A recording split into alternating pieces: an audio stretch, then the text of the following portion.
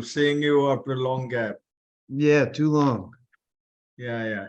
We need to have these more. I like waking up at 4 in the morning. Yeah. Namaskar, Agrawal sir, namaskar.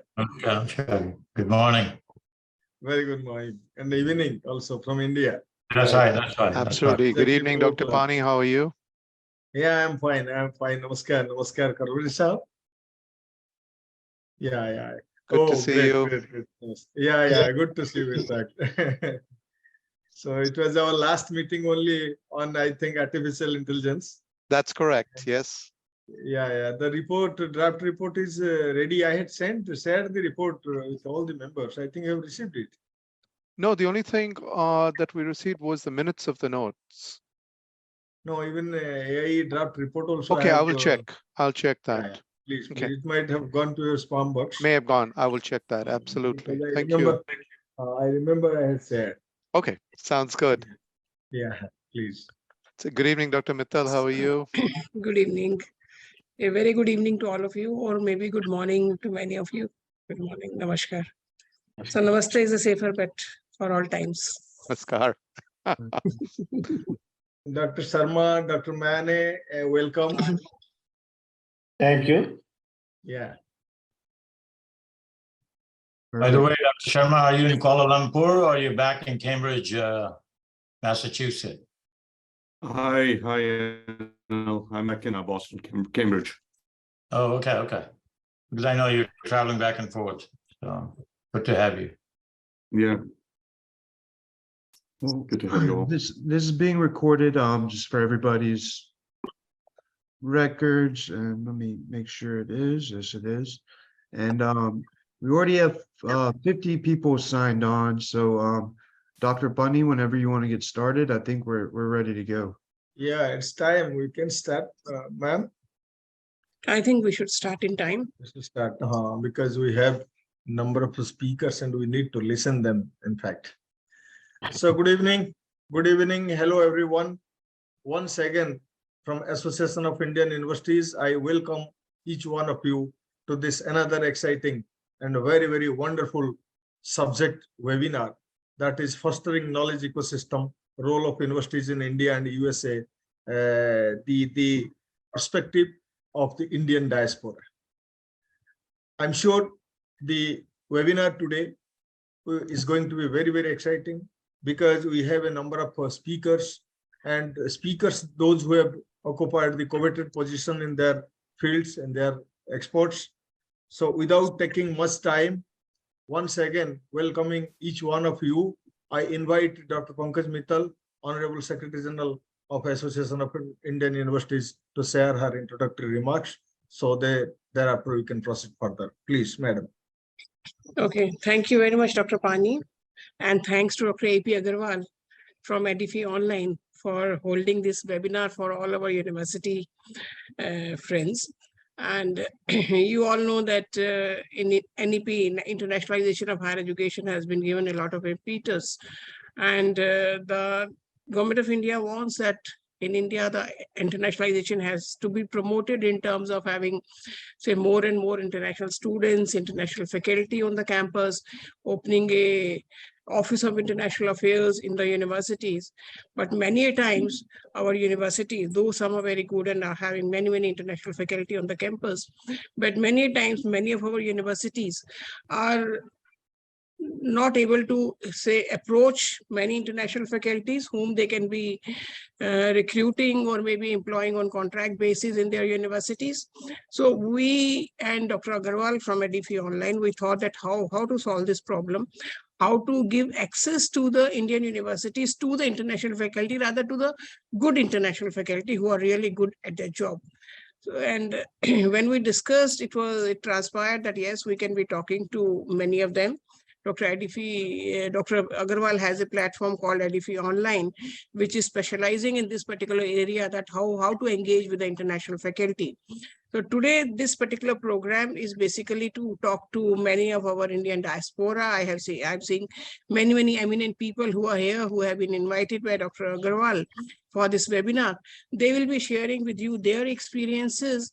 And in the end, the purpose is to sort of enable Indian universities to have international faculty on the campus. How they can do it, how possible, how the different ways are there, how to sort of find out international faculty, how to approach that international faculty, how to engage with them, all this that will be talked about. And I suppose Vic Agarwal is taking over the forum, this platform, and he'll be taking over the discussions forward. So over to Vic Agarwal for the next, and I mean for taking up the session. Thank you. Perfect. Thank you, Dr. Mittal, for the introduction, and Dr. Bunny. We're very excited to host the second webinar of what hopefully continues to be a continuous series of very informative events.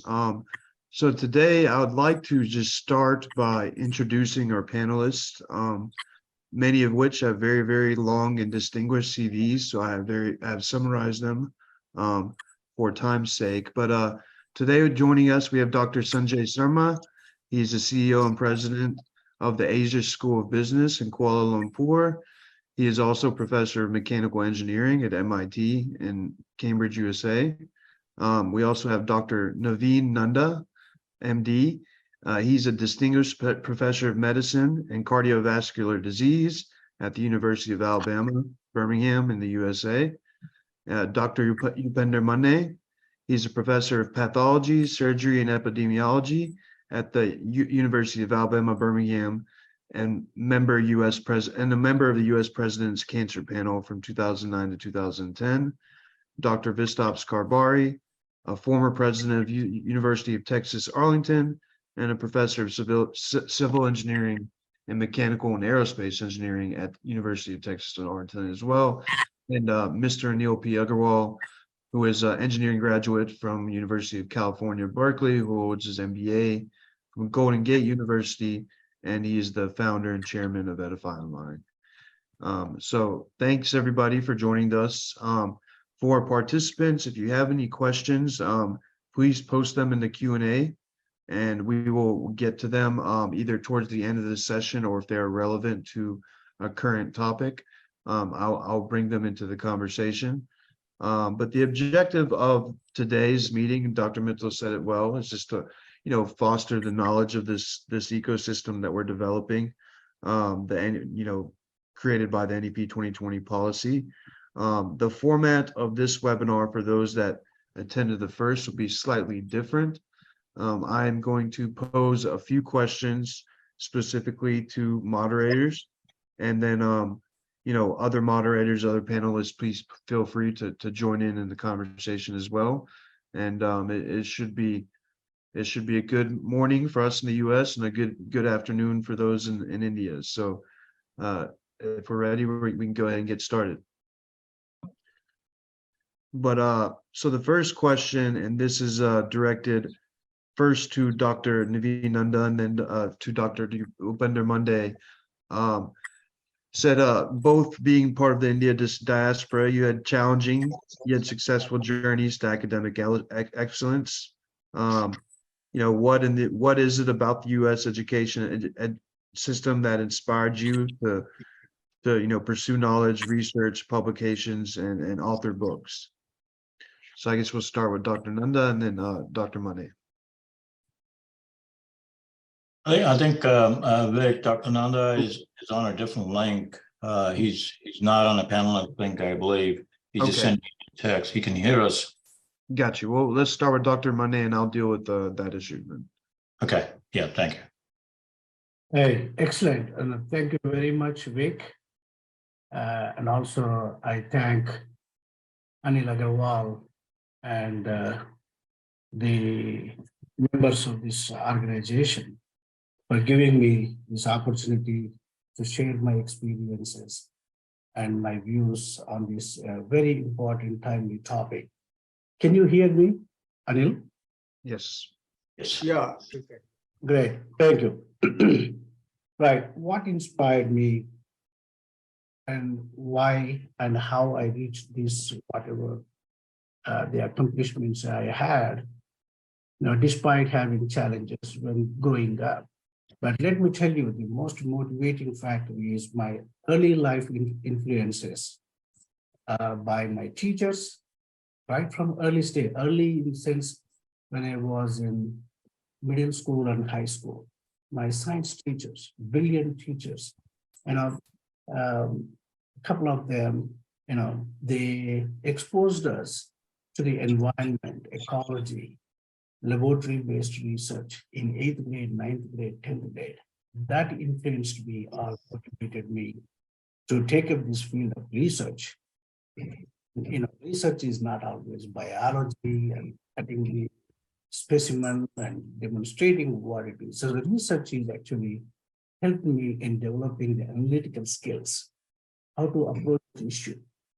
Ask the questions why, how, what we need to do in order to accomplish the outcome. So those are the things really helped not only in advancing my career and also my understanding of the world. So that is what I always feel, that research is not as an academic exercise. Research should be viewed as a way of accumulating the knowledge. Now, with that early exposure, moved on to the university, college level and university level. And there I was fortunate to have standing teachers because I love the area. So that's what I may be looking into the brighter side of the things in those lecturers or the professors. And that's what I was aligning with them, before the class, after the class. I think it has to be driven. So that type of motivation creation is very important in my aspect. Now, why we do the research? For various purposes, as I said, advancing the field of the area you choose. Today, the medicine is advanced to a greater extent because of the research. It's the same way in engineering, in other disciplines of sociology, or in the population sciences. So that is a required component in the development of a student or an individual. That's what I see as the research. And now, what are the challenges? We can talk for hours, the challenges. Even today, India evolved, developed tremendously in the last 3-4 decades. So going back to those days, compared to today, what we have the infrastructure, and I visited frequently several Indian institutions, and a lot of positive things happen, but still we are not there where we need to be. But always, even if you have a developed nation like the United States, the resources are limited. I'm not saying that the resource is the biggest component for that, a hindrance for the advancement of the science, not at all. So those are the things, keeping in perspective. Moved on, and I know Anil and Vic gave very specific questions to the individuals, how the United States, the academic system or the infrastructure influenced. But to me, the biggest component for the success in research / education is the freedom, freedom of choice, whatever the research area you want to select and move on. That is the key component for me, staying in academics, doing whatever I like. So that is one. Of course, an individual have to have a creative and innovative approach. Innovation means every day you cannot discover a new molecule or a new atom or a new processes in the biological system. With the existing knowledge, how to create and interpret the existing knowledge for the advancement of the science. That's what the innovation is. Some people approach that in different ways. So that's what we need to develop early in the career, this knowledge of analytical skills. So that is in a generic statement. In order to achieve that, you need to put a lot of efforts into it at the school level, college level, at the university level. And now I think college is part of the university. So now I said freedom with responsibility. Sometimes freedom is misutilized. You have to have checks and balances in place in order to assess the progress of an effort in research. So that's what sometimes we say, oh, if you freedom, the people may abuse. Absolutely. Small fraction of the people everywhere in any field that that situation may happen. But if you put all those things, regulatory things, and leave that person as a responsible individual, definitely you see the proper utilization and usage of the resources. Now, what helped me? Now, for me, the key component for the whatever in the advancement or success of an individual is mentorship. That's what mentoring right from early stages. Mentor for the life, mentor for the pedagogy when you are going through the school, mentorship for the research. So I was fortunate to have lucky, brilliant mentors. But the mentors can go only to an extent. After that, that is you how to extend and take to the next level. So these are some of the important components in my career helped me in advancing my research. Now, the other question Vic asked, what is the purpose of publications, or how you came up with all these publications and book chapters? Why that is important? Various people use this for various purposes. Like, for example, in some institutions, hey, every year you have to have X number of publications. That is, I'm not talking about. Publications are the book chapters or books for the dissemination of the knowledge of what you gained. That is very important.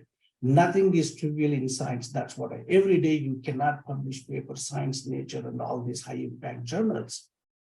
What is important is whatever that key component you identified, if that is solving a small problem in a complex issue, put it out in the public domain. That's what. And how to put that in the public domain? Not some junky things. It has to be some peer review. That's what majority of the scientific journals have, a peer review process, and follow through that. And even peer reviewed, let me tell you, there are a lot of research is coming out. Only 15 to 20% of those high impact journals are reproducible. Means rigor and reproducibility is also very important. So you cannot publish whatever the junk you identified.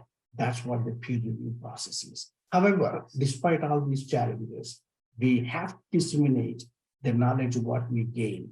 That will help. At this moment, for that particular issue, may not be applicable or useful, but down the road, after some time, people may use this already existing knowledge to solve an issue. So that's what is all about the publications and the book chapters. So I know I can talk for hours, but I will stop here and I'll ask Dr. Nanda to take over. Thanks, Vic. No problem. Thank you, Dr. Monet. It looks like Anil, Dr. Nanda is having some technical issues. I'm Okay. still working on those. In the meantime, thank you, Dr. Monet, for that great story. It sounded like combination of great mentors and a great ecosystem that you grew up kind of helped you move into this ecosystem where you could kind of flourish. So that's definitely part of the context of what we're talking about today. And I'll keep working on Dr. Nanda and trying to get him logged on. But for now, I'll kind of move to a different question. And this one really just kind of goes out to the group.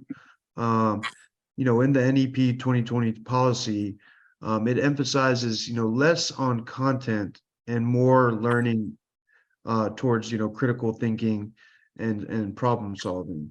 If you are in agreement with this kind of change and focus or refocus in pedagogy, can you think, why this will benefit students more you know, particularly in the use case that we're speaking of today.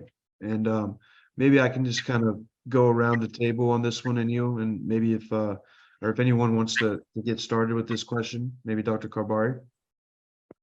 Sure, be glad to do that. And it's a good evening to everyone. So in India, I'm really thrilled to have so many of the vice chancellors and leaders of Indian universities attending. I think this is exactly what is needed to have that communication and dialogue, the fostering of partnerships, if you will, between those of us in the United States and all over the world and Indian academia. So let me talk a little bit about the focus on problem solving, and let me try to sort of take us back to the structure that we have in higher education. If you look at higher education, for the most part in India, it's basically in the shape of a single sort of column, if you will. We go into depth in a single topic, and that's what people receive. They receive very good educations. In fact, I was a beneficiary of having a tremendous education in engineering and science before I came to the United States for my PhD.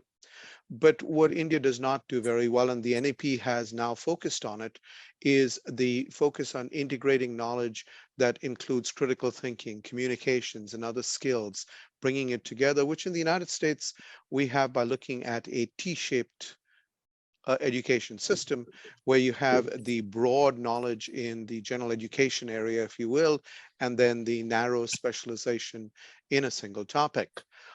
We are starting to move on from that in the United States, and we're moving to either a pie shape or a comb shape, where you not only have the integration of the knowledge that is needed for critical thinking, philosophy, history, communications, languages, with our disciplinary skills, but also skills that we need in key areas. For example, communication, social media, skills in data science, skills in terms of AI, which will be very useful for every person as they move into an economy that is now more influenced by the convergence of information and technology.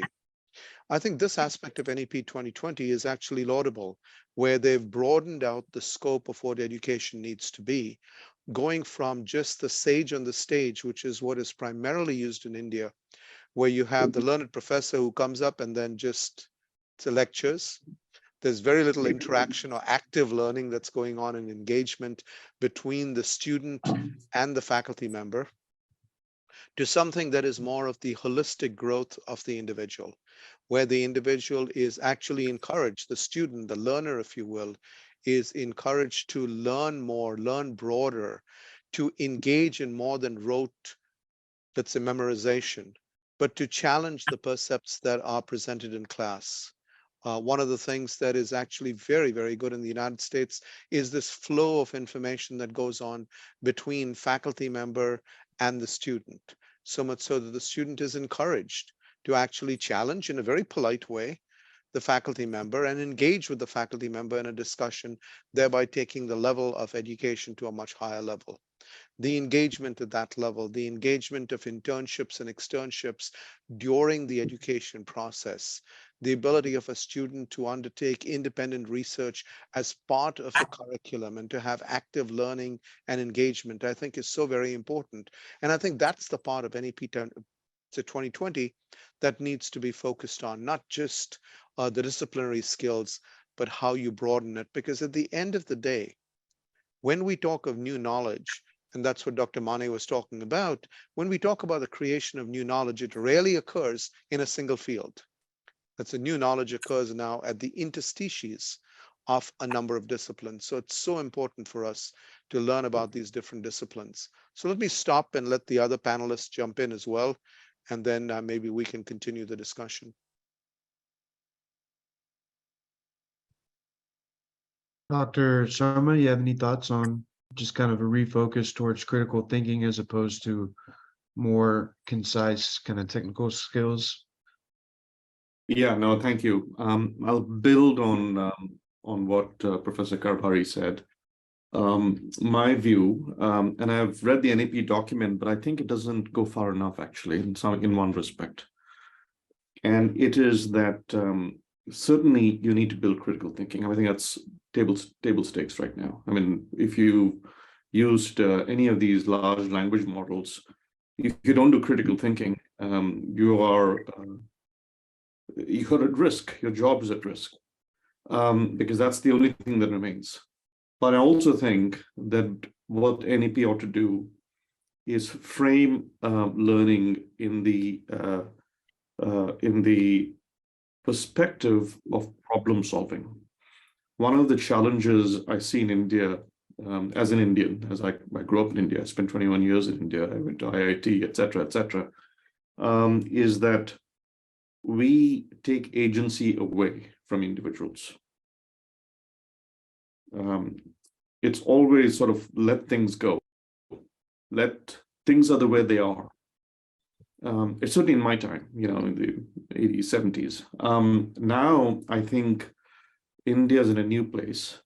And one of the things that education ought to do is put the learning in service of problem solving, in service of building, as opposed to simply in service of passing the exam. One of the challenges we have, and this is one place where American, especially higher ed, really shines, is we tend to teach what we can test. And if you can't test it, you tend not to teach it. But much of the magic of life and success and creativity is in things that are actually somewhat harder to test. And that's where American grad school really shines. And that's where you get the nature papers, the science papers, but often progress that does not end up as Dr. Mane said, in a nature or science paper. So we really, I think, need to sort of reframe learning in the context of agency, giving students agency to become problem solvers and to reframe what they learn in terms of what they can do with it. Thank you for that. Dr. Mane, anything you'd like to add to that? Absolutely. And I also emphasis on developing the critical thinking. Like, traditionally what happens when an issue or a complex issue thrown at you, the traditional way is make them into small pieces, manageable small pieces, try to solve them and put them together. That is one way, that is a traditional practice everywhere we learn in our critical thinking.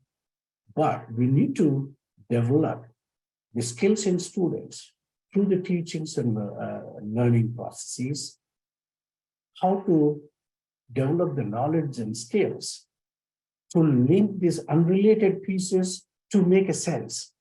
That's what, again, I'm coming back to being a researcher. That's all I always think, innovation and coming up a new way of linking these. See, you can, if you have those analytical skills, you can bring all these irrelevant things by using an approach, integrated approach, and make them into a usable or a really useful component for whatever the outcome you are looking for. So that is one aspect. And also, I think we need to train the students for the next generation by inculcating the ideas as just now Dr. Sanjay Sharma said, it's not just clearing the test. You need to prepare them. Learning is a lifelong learning. It's not a one-time deal, right? When you are in high school, yes, pass the test, you got a degree. That's not. We need to tell them that you need to learn, unlearn, and relearn as the things evolve in the world. Because the world is a dynamic environment. So things will keep changing. Whatever I learn, what is PCR, biotechnology, biochemistry, molecular biology, now it is entirely different. So how I adopted myself. That's what we need to train the students. So that's the reason, the students, suicides in some of these prestigious IITs and all these big institutions, because we are not mentally preparing them to face the challenges of the real world. I think that's what you need to have a psychologist, behavioral scientist, teaching the students early in their life. This is a key early. This is what when I was an assistant professor, an associate professor, I used to take the microscope, go to the elementary schools in my backyard, Deer Valley, which you know where it is. So in those elementary schools and middle schools, they do not understand what is cancer, what is this slide is all about. Wow, that triggers, then you start focusing on it. So these are the exposures we need to do in early in life. I think that's what they will help in problem solving and developing the skills of critical thinking. I think, Wick, one other thing, if I might add, is continuing with what the two previous speakers were talking about. It's not testing students on memorization. What we tend to do is to teach and then test based on what they've heard.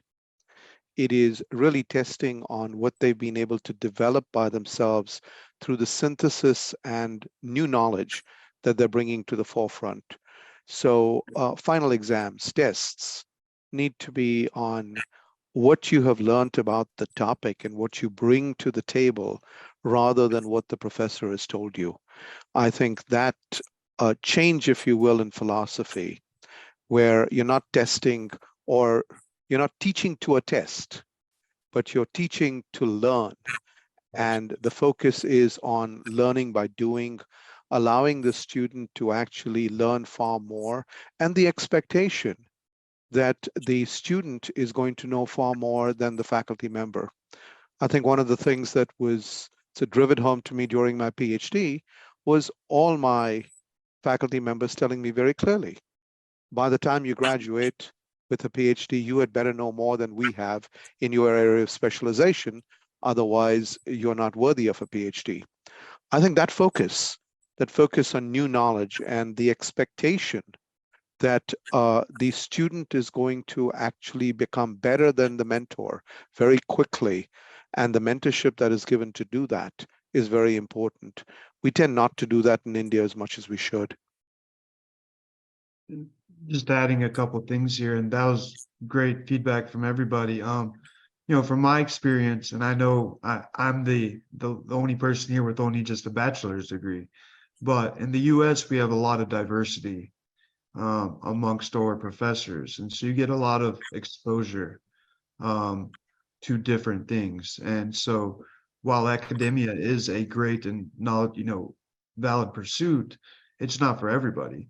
So that's where I just like to add kind of a piece where, in the US ecosystem, Dr. Sharma knows this well, and, being from MIT, just the hands-on experimental learning, the exposure to people from different worlds, from different backgrounds, that played a big part in my life, and hopefully can play a large impact on individuals and students and learners in India as well.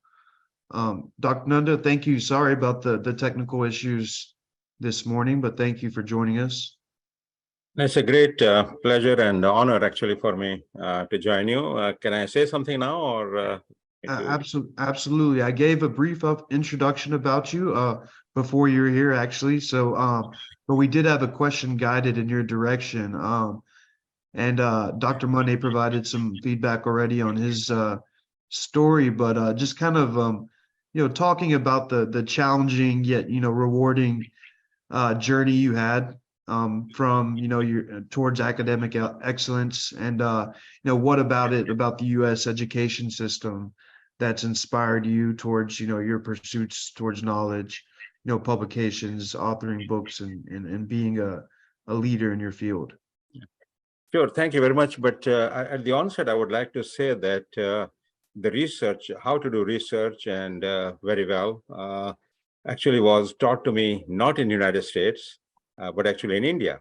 My mentor, Dr. Keshav Date, who was chief of cardiology at the King Edward Memorial Hospital and St. G.S. Medical College in Mumbai, was a very, very strict person. And really, we used to hate him as students, as postgraduates. but he was very, very strict, and he taught me how to do actually research, and how to be very, very honest in doing the research, and how to be very, very hardworking. So these are the two qualities that he inculcated in me: hard work and honesty in research. And with that in mind, I was able to actually do some pioneering research in India, Mumbai, where I was one of the, probably the first one to show that coronary artery disease occurs in young Indians. And that was also my MD thesis. But I didn't publish that abroad. I published that in Mumbai because, we all needed money at that time. And when I submitted to the Bombay Cardiology Congress, I got the first prize of rupees 250, which is really very large amount at that time. And we could see a few more movies with that money. But at the same time, we did some research on heart disease and its relationship to diabetes mellitus.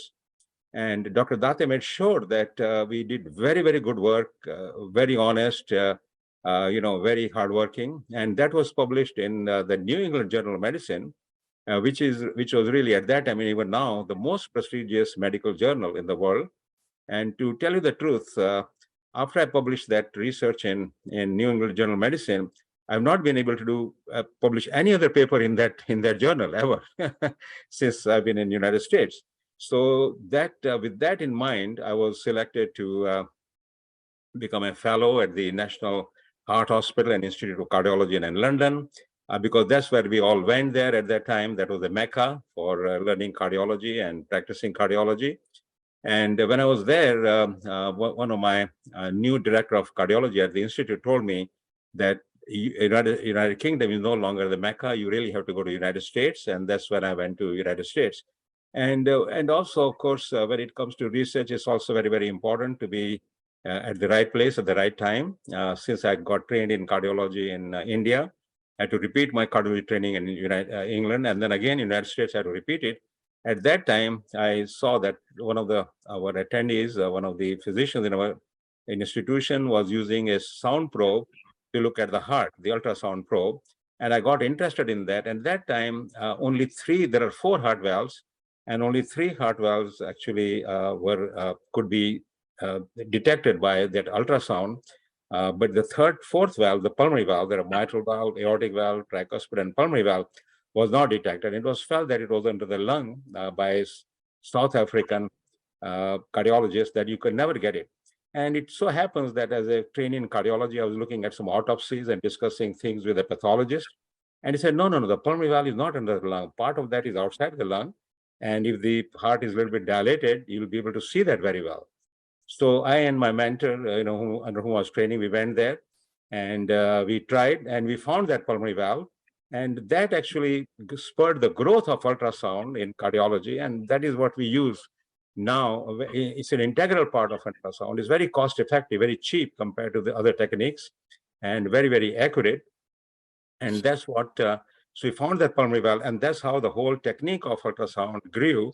And ultrasound in cardiology actually grew from that time onwards. And not only that, we were able now, with that valve, we could actually diagnose diseases in the newborns, and newborns were coming out with very blue babies who die because we did not know what was going on with them. With ultrasound, we could actually diagnose, and so we saved actually many, many lives. So just to give you some idea, but the basic for research and was not actually inculcated in me in the United States, but it was done in India itself. So I think it's very good to look at outside and see what they're doing, but also look within. We have a lot of talent in India. We have a lot of things. It's just that what happens is that research is not given its due place. It's being looked down upon. Making money in some other professions is considered, of course, very good, and it's also important.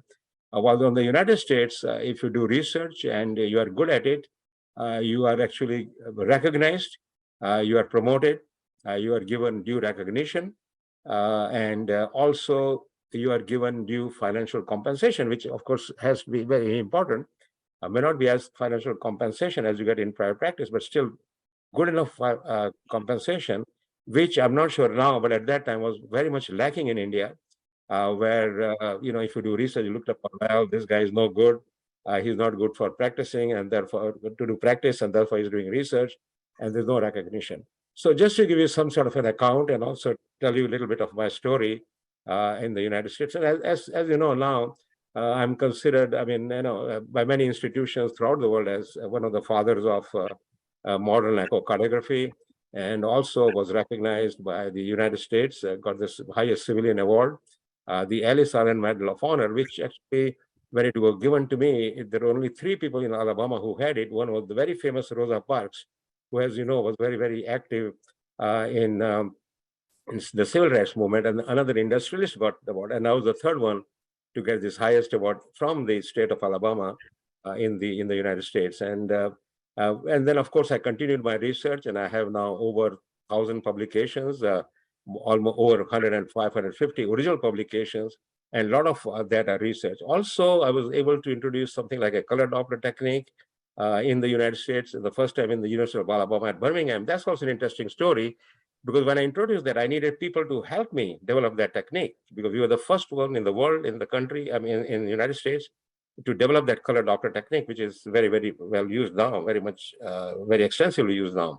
And what I did, I went to the dean and told him that, I feel very lonely in Alabama, in medical center, there are hardly any Indians, and I feel lonely. I really need to get people from India to help me develop this technique. So what I did was to invite people, a lot of physicians from India, many of them came here. So, and we developed this technique. So although this technique is developed in the United States, but the role of Indian physicians in developing ultrasound was really paramount. So I had many people from India come over here to the United States in my laboratory in Alabama here and develop that technique. So just to give you some connection that we may want to look at outside, but also very, very important to look within the country, within ourselves. We have a lot of opportunities there. It's just not being channeled in the right direction. I want to go too long here, Vic. No, that was very well said and beautifully said. Thank you, Dr. Nandan. And I apologize for the technical issues earlier. And I think that's a good segue to our next question, who I'd like to start with Dr. Sharma and bring the group in as well. But, in the 2020 policy, I believe in paragraph 9, it emphasizes that the teacher must be treated as the most respected and essential member of our society because they truly shape the next generation. And therefore, they must be empowered to do their job as effectively as possible. And Dr. Nanda, that goes to your point as well, of what you just told about your story. But Dr. Sharma, as running an institution right now, if you agree, kind of how do we put emphasis on this? What role can the individual faculty play, and how can this impact, which, is another topic, but relevant, the global ranking of institutions, which I know the AIU is also very interested in as well. So I have a somewhat controversial view of this, to be frank with you. I think that respect is mutual and it is earned. I think certainly teachers need to be respected. There's no doubt about it. And to disrespect teachers is the hallmark of a failing society. And to disrespect science, disrespect progress is all associated with, first of all, disrespecting teachers. That said, I do not believe that teachers should take it for granted. I think they have a duty to work towards earning it. I mean, I insist that my students call me Sanjay and not Professor Sarma. And I hope that they respect me because I'm able to help them and because I respect them. And because they, in their work with me, think that I deserve respect. So I'm a little bit concerned, actually, especially when I go to the developing world. There is the stand up and salute the teacher, right? I have mixed feelings about it because on the one hand, obviously, that's not a bad thing. But on the other hand, the guru has to be a guru as well. You can't just earn it. That status should not be, you should not be deified because you have that title. I do believe that great academics have it both ways. They are able to do both. So, for example, if you are at MIT on campus, you might run in, I don't know, Chomsky or a Rivest or some other sort of a couple of Nobel laureates. I have never seen them. Robert Merton, I have never seen them demand your respect. It is natural. So I'll just say that, Vic, and just hand back to you. That's a great answer. I really appreciate the candor. Dr. Vic, maybe I Karpari? can add to that if you Yeah. don't mind. Absolutely. So, I mean, absolutely, it's very, very important that there is respect, but exactly the way the Dr. Sarma said, respect has to be earned. It can't just be taken for granted. And that's one thing that really needs to go across. We need to have faculty who are continuously trying to excel, who are continuously trying to stay at the sort of cutting edge of knowledge. But they have to be open to the fact that they are going to be challenged in class. You cannot have respect, meaning that the faculty member cannot be questioned. The faculty member cannot be told they should have done something in a different way. That has to change. And in a lot of areas in India, we still have that the faculty member is so paramount that you cannot question what the faculty member says. You shouldn't challenge it, even if it is wrong. You have to just say the same thing over and over again. That respect has to be earned. It has to be earned by what you do every single day. It's not what you do once in your lifetime and then that becomes the norm, that because of that you have to be respected. And I think that focus is going to be a very, very strong driver when we talk about discovery and inquiry, because you want your students to feel that you have their respect, but you have to earn it. Absolutely. Yeah, Dr. Mane? Yes, I think, I concur with some of the ideas thrown at the respect to the teachers, but I focus on the ranking. In your question, you said how to improve the global ranking. The global ranking of the institution or the credibility or the, what you call, the worthiness of a teacher. For that, there should be a lot of efforts. Not all teachers are same. We all know that. Some of them are born teachers. They're brilliant. They take whatever the subject, but most of them acquired these qualities over a period of time. So for that, if you take the global ranking of the institutions, all those top ranking institutions in the world, what they have is a strong research component. Again, I'm bringing back to the research, which is what I emphasized in the beginning. But in order to conduct the research, the teacher, Dr. Nanda, and I also mentioned about this mentoring. Mentoring is a key component. The teacher has to have this knowledge. Now, tell me, in this Google era, Google knows everything. Then why the teacher is? How you are going to respect the teacher in front of Google? Still, I believe you need to have a domain expert. That's what, how to extrapolate the things, what is already existing, and use that knowledge for the application. So that's what this teacher's role is, a key component. So, if everything you learn from Google, yes, that is important because that information is at your fingertips. But that's what I see in the teacher's role. The teacher who acquires these qualities early in life changes, as I said in the beginning, change according to the changing environment.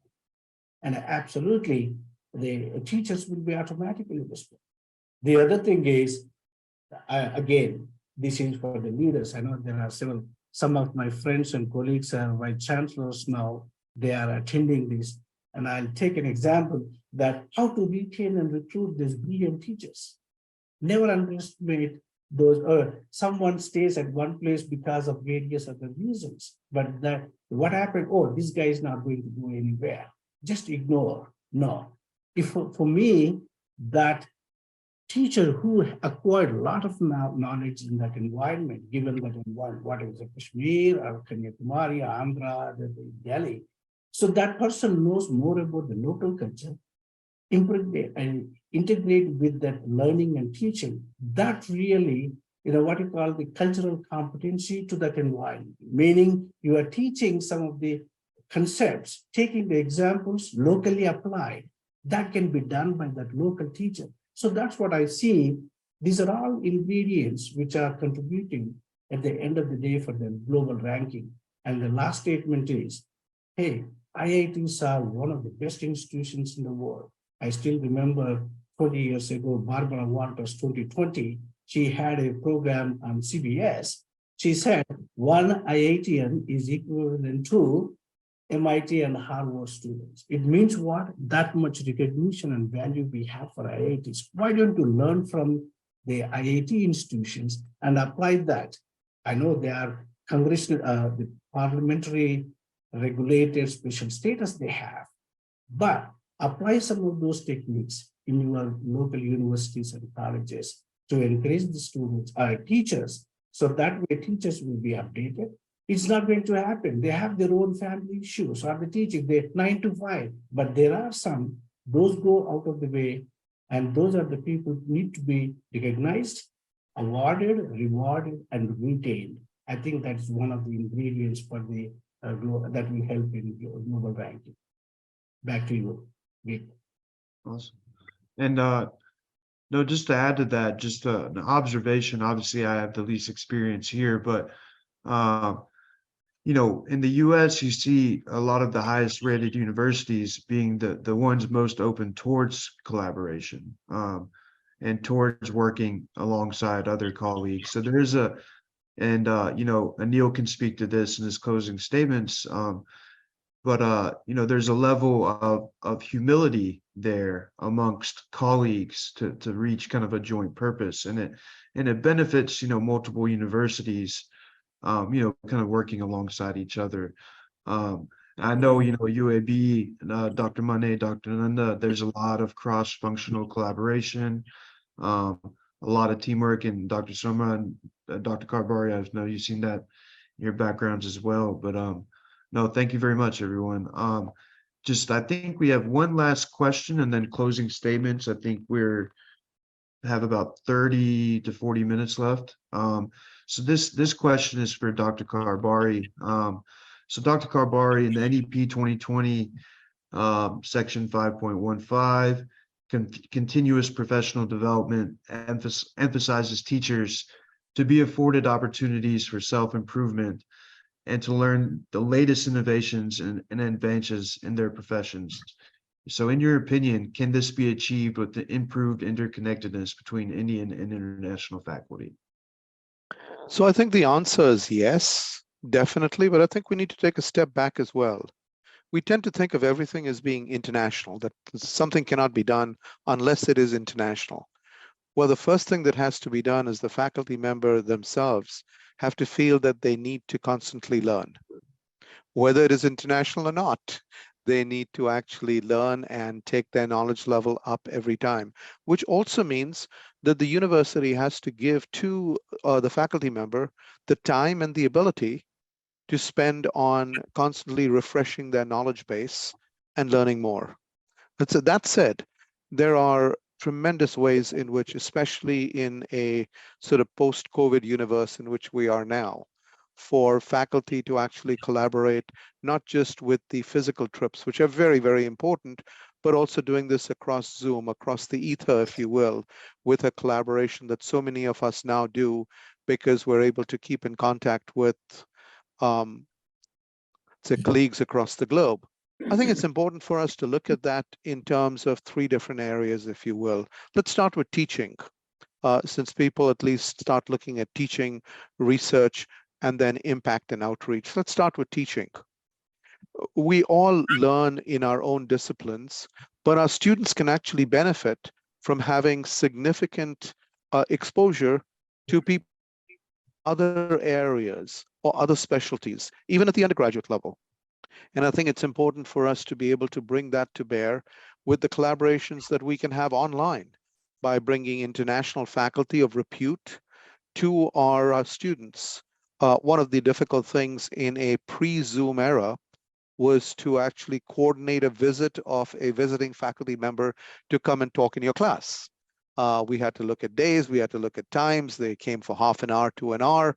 Now we can actually bring them into the classroom live through Zoom and Teams and other sort of virtual means. I think a lot of that needs to be done, but not on a one-off. There needs to be this sort of integration between the faculty member that you're calling and yourself as a faculty member, so that it's not a one-off just for your students. You're learning constantly by having this, let's say, collaboration in terms of teaching, in terms of content, in terms of how we actually bring sort of exercises, simulations, the what-if scenarios into class. I think the second is in terms of our research itself. We tend to think in terms of research very simply as, well, let some university in the US or UK give us money in India and we'll do some research. That's not true research. True research actually needs time, and it would be wonderful if more Indian universities sent their faculty members, including some of their doctoral students, to US universities for a period of time. We do a lot of that in the US. We actually call it a sabbatical, if you will, and we encourage our faculty to go elsewhere to learn from somebody else. And I think having that ability to do that with a fixed sort of purpose on it would be very useful. And this is not a visit where someone goes across to have a nice time in the United States and visit the United States. It is to actually sit in somebody else's lab, become a part of their lab, learn from them, write papers with them, and then continue that collaboration when they go back, so that students are going back and forth. This obviously means that resources have to be put in place by the home university in order to do that. The third is in terms of the impact, if you will, and I'm trying to be very broad. I'm glad to go into depths into this. The third is in terms of impact, and I'll give you a very simple example. We have a lot of faculty at the University of Texas at Arlington who are working on topics that really have impact in areas other than in the United States.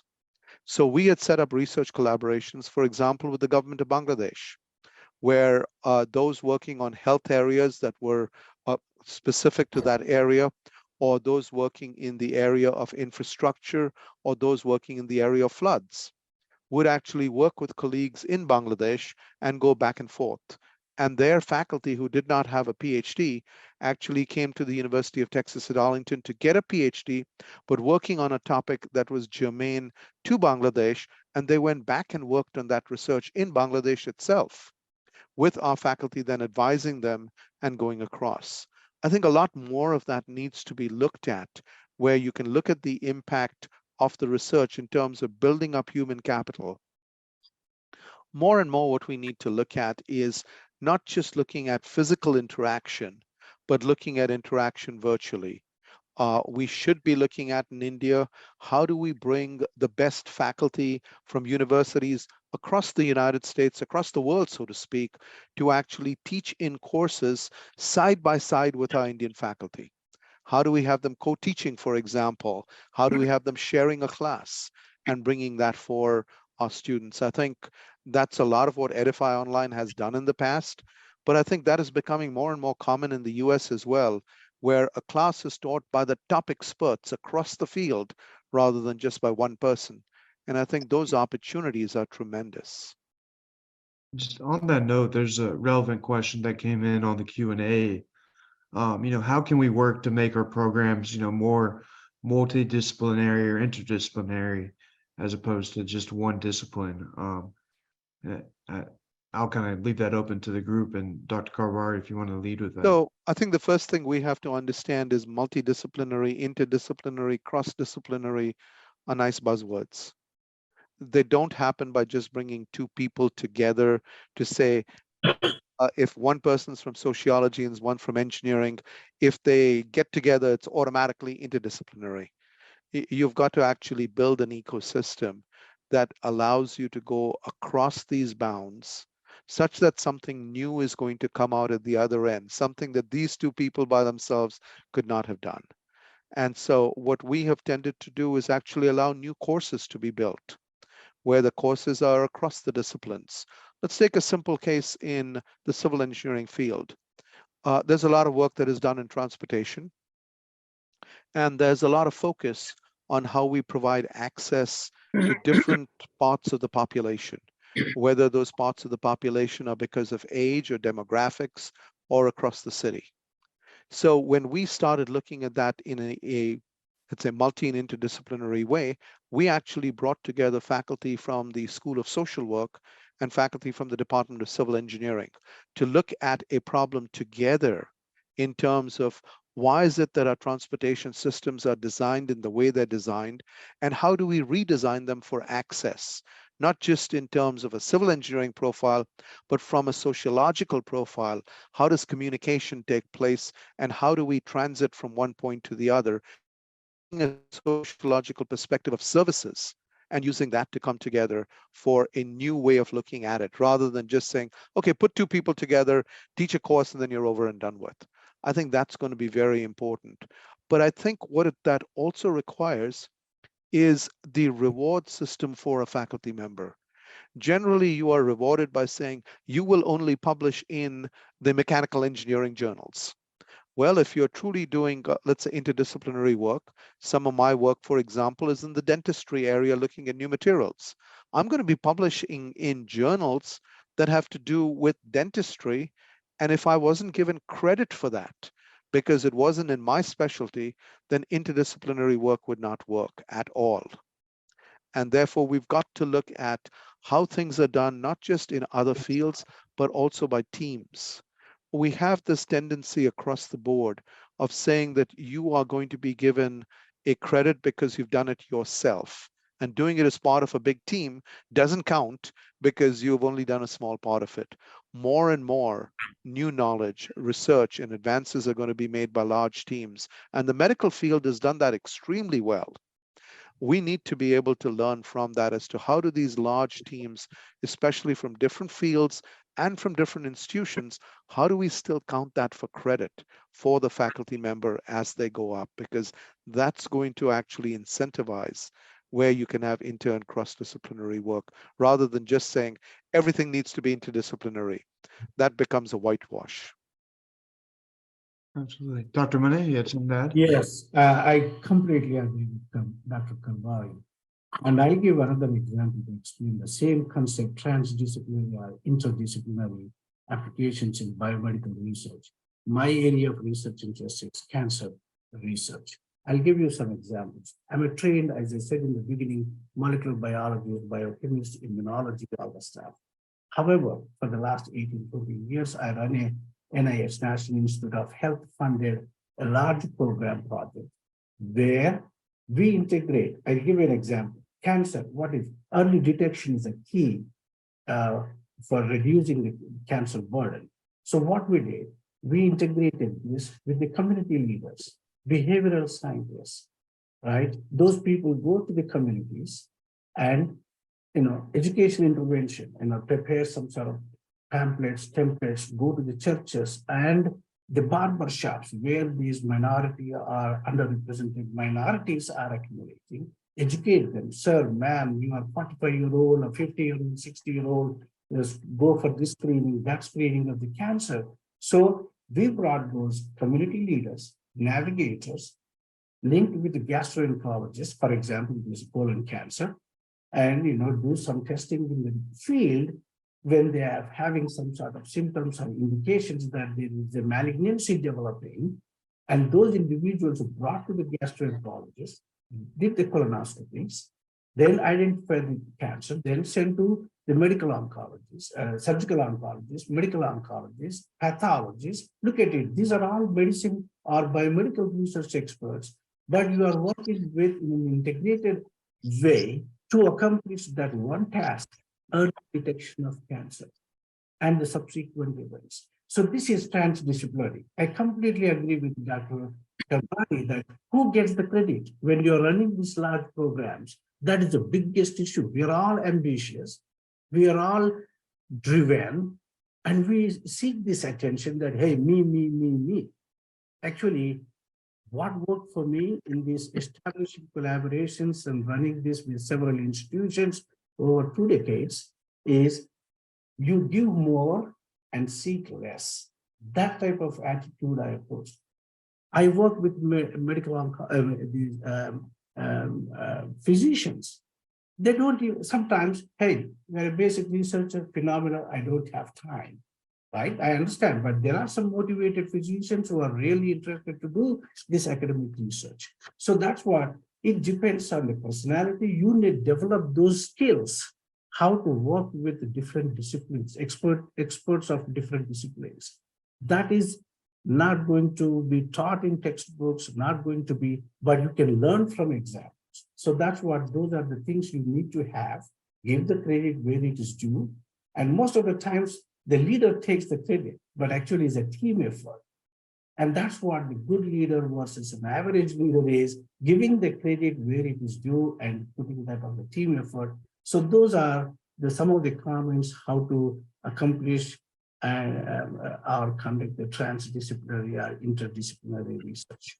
I'll stop there. Maybe I'll just throw one thing in.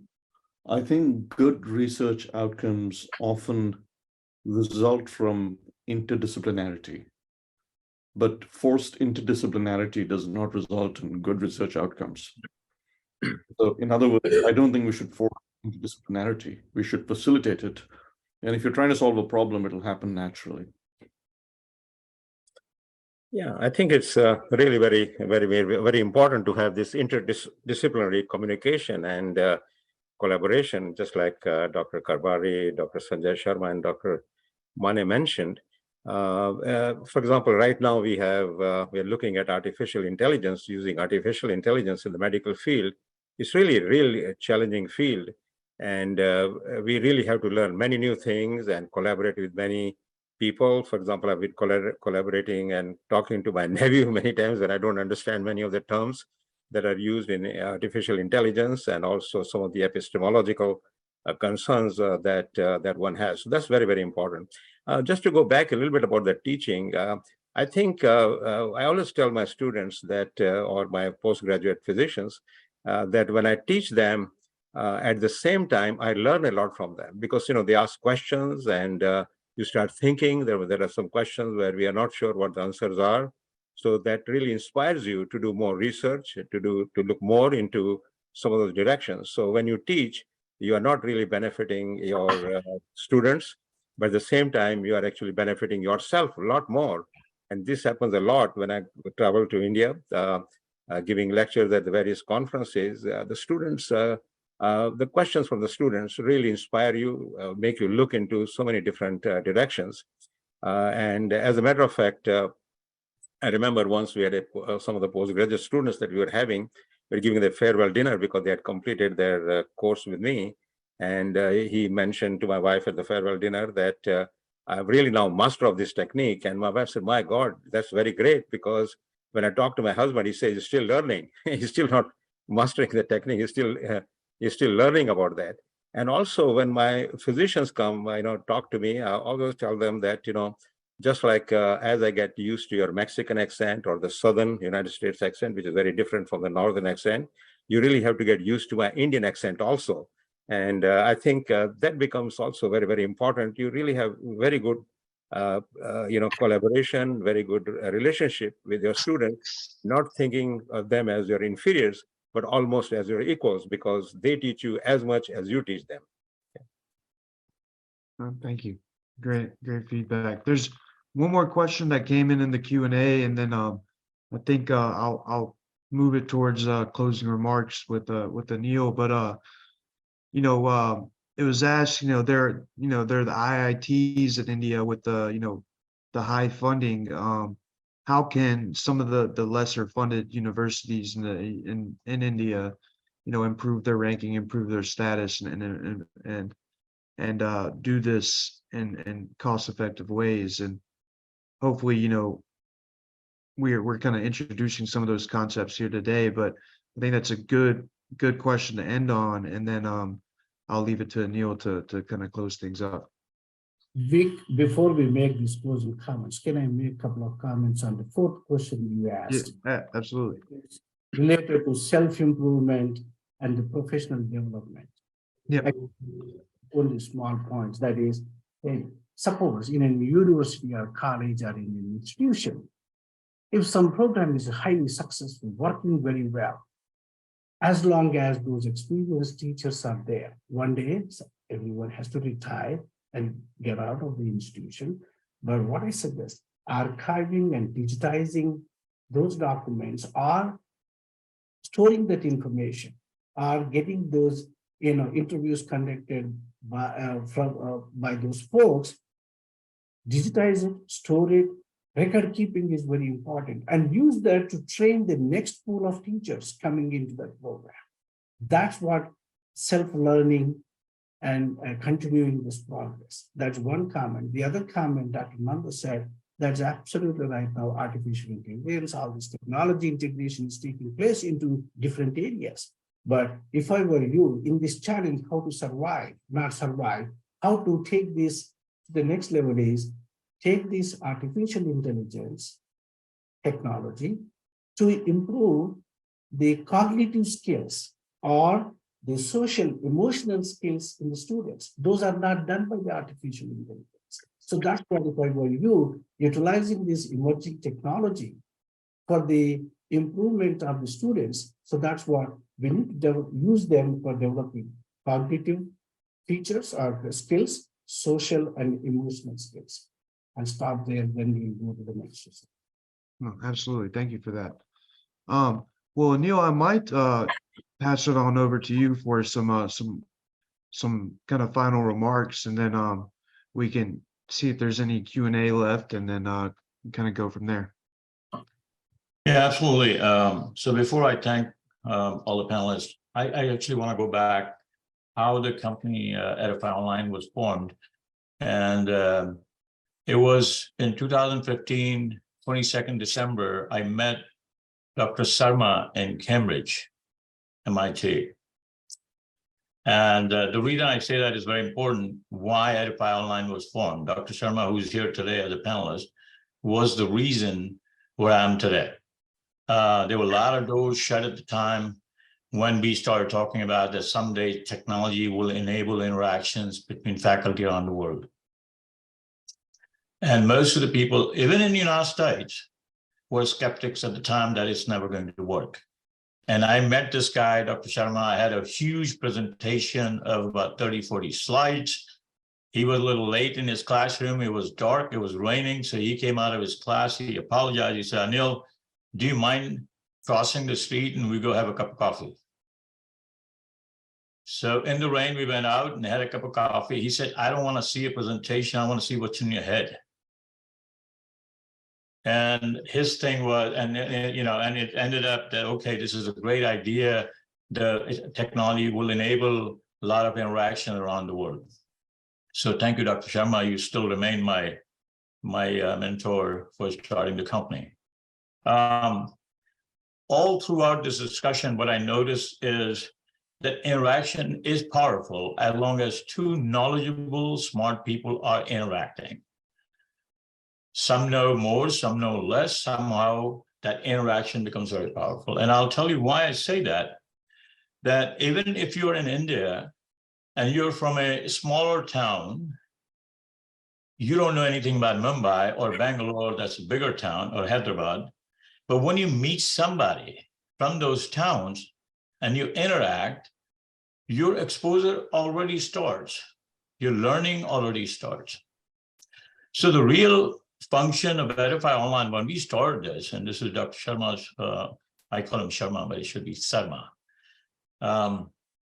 is when you bring people from around the world to interact, to work together, to teach a course, it creates that powerful phenomena, the magic of self-learning. And that's what Edify Online does. So we bring people from all over the world, we connect them. You can use them to teach part of your course. You can use them as guest lecturers in your courses. The other thing I want to say that Dr. Karbari, who's also here, every time I make a mistake, I'm not a PhD like you guys are, so you're more knowledgeable in terms of how the research is done. But I find that research is also done when I'm communicating to Dr. Karbari. Every day I say something, the first thing he said, no, Anil, you got to be looking at this. So that ecosystem, and by the way, this ecosystem title of the webinar today was given by Dr. Pani. And his intent is to create that ecosystem where people are interacting. Anyway, so I just wanted to share my thought. Thank you to all the US panelists for really making this webinar so early in the morning. It's 5:30 in the morning in the United States. So truly, it is a reflection of your spirit as an academician and an Indian diaspora to do a broader good. My personal thanks to you as my friends for accepting my request without any hesitation. And final, really, I always believed in a simple fact that it takes good people and friends for good things to happen. And our goal is that faculty in India should start making friends around the world. And if there is anything we can do to do that for you, we'll be more than happy to do that. With that, I close. Thank you. Well said.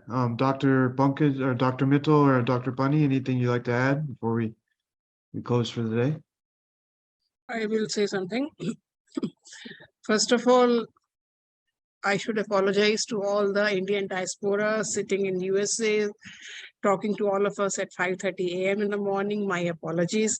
But the timings here were such that after this, we wouldn't have been having many participants because the office time was going to be over by 5:30. So my apologies for that. Second is, we feel so proud that such a good Indian diaspora is working in US, and the way we were discussing and the discussions, like we did realize that there is no shortcut to success. Everybody has to slog, and then working in silos will not work. We have to be doing a collaborative working.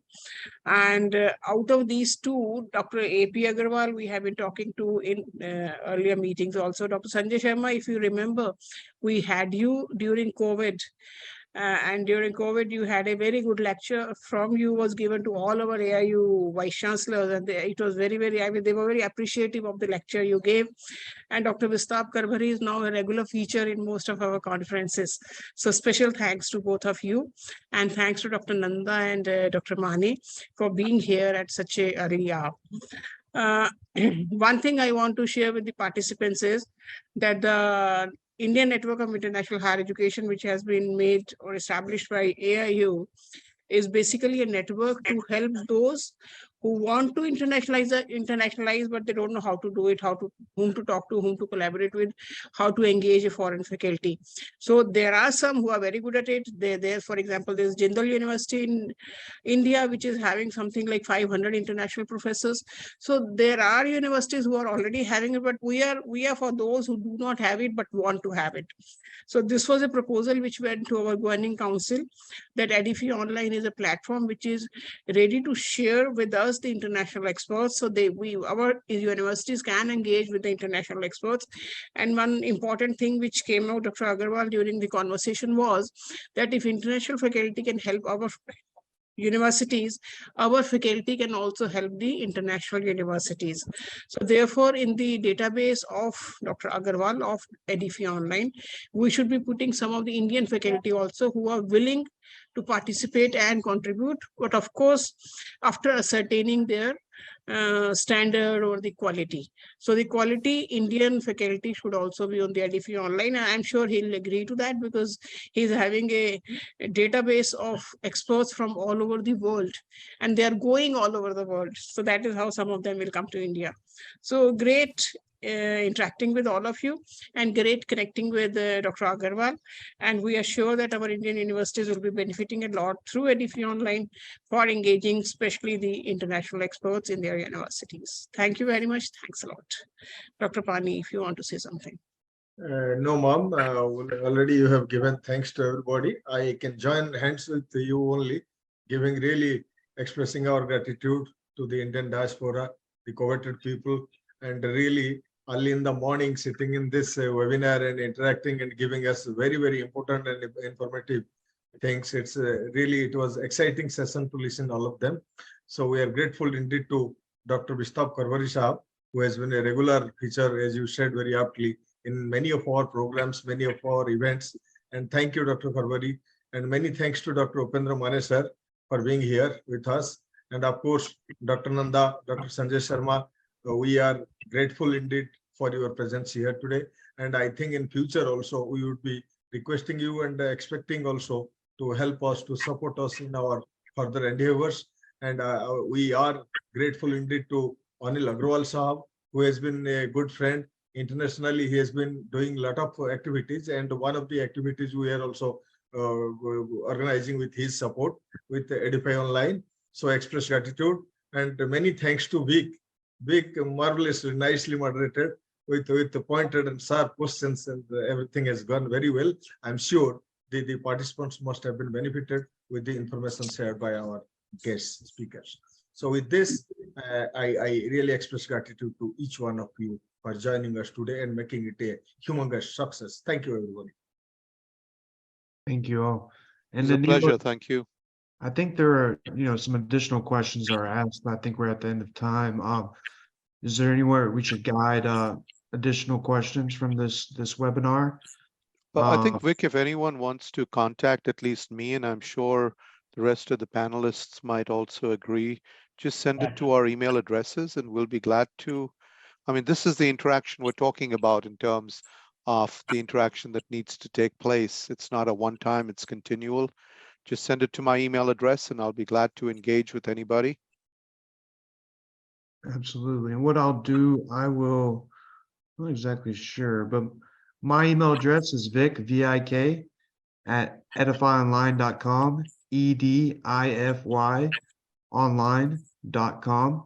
So if there's any questions from anybody in the audience, please run those to me and I can either try my best at answering them or hand it over to the expert that has the knowledge to answer the question. And also, Vic, please share the recording with us. We can be putting it on the AIU website, along with the email IDs of the experts who are willing to answer the questions. So both the things we'll be putting on the AIU website. Perfect. Great. Let's all express our thankfulness to Madam Secretary General Dr. Vittal and all our colleagues to support us from AIU, also the technical team and everybody. And to Dr. Pani. Thanks for the opportunity. I'll be glad. Thank you all. Thanks. Thank you very much. Thank you. Thank you. Bye-bye. Thank you.